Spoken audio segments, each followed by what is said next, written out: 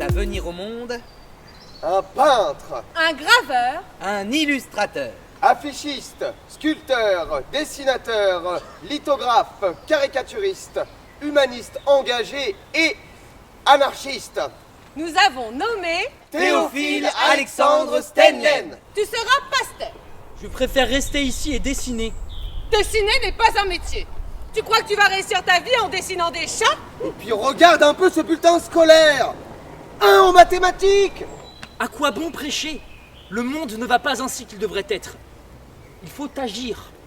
Le prêche est une chose, l'action est tout autre. Théophile Alexandre met le cap vers Mulhouse pour entrer chez Louis Schönhaupt, dont l'atelier d'impression de tissus est renommé. Je peins des tissus d'un côté et de la porcelaine pour Tantema de l'autre. C'est gentil, mais j'aspire à mieux. Vive les mariés! Vive les mariés! Tu connais la rue de Colincourt? Mais c'est à Montmartre. Nous sommes libres. Nous n'avons plus de fil à la patte. Et j'aime cette liberté absolue. Bonjour madame, je suis le docteur Henri Villette. Il faut que je vous présente mon frère, Adolphe Villette. Il a un atelier au 20 rue Véron. Mon cher Théophile, je vais t'emmener dans un endroit qu'il te faut connaître de toute urgence. Tu y rencontreras de belles et grandes personnes. Rodolphe Salis, pour vous servir, créateur, animateur et propriétaire de l'illustre cabaret du Chat Noir. Vous aimez les chats? Beaucoup, oui. J'ai d'ailleurs baptisé mon atelier de la rue de Colincourt Cat's Cottage. À partir de 1884, le chat devint comme une deuxième signature pour notre artiste. Aujourd'hui, j'ai un véritable métier. Le dessin. Mais c'est une revue qui défend les anarchistes.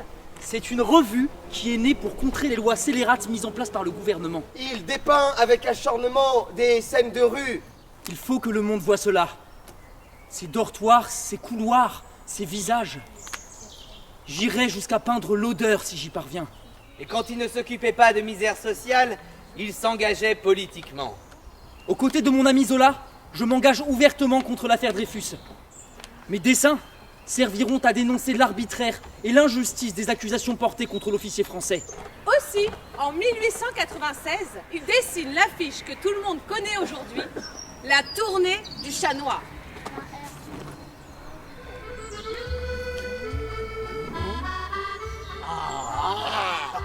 Cette œuvre est tellement Original. Séduisant. fascinante. Nous voici donc à Jouy-la-Fontaine, lieu dit de Jouy-le-Moutier. Ça manque de fleurs.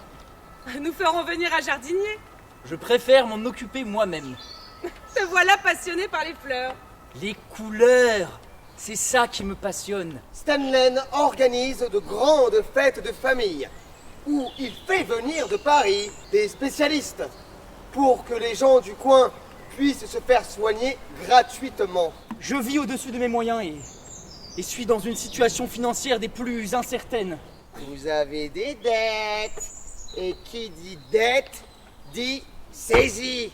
En 1910, la tragédie le touche par le décès de sa femme. Notre artiste retrouve sa mélancolie, qui devient la personne la plus proche de son intime solitude. Que se passe-t-il? L'attentat Sarajevo, c'est la guerre. Stenlen courut voir Clémenceau et obtint de lui un laissez-passer pour se rendre sur le champ de bataille. Il voulait voir la vérité de près, pour mieux la dessiner. Des millions d'hommes s'entretuent sans qu'on ne s'aperçoive de rien.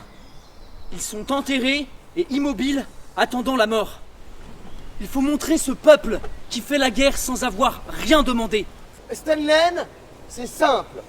Il a vu ce que les autres ont vu. Seulement, avant de dessiner, c'est dans son cœur qu'il a regardé. C'est ainsi que l'on pourrait résumer l'œuvre complète de Stenlen. Un regard, une émotion et un trait de crayon.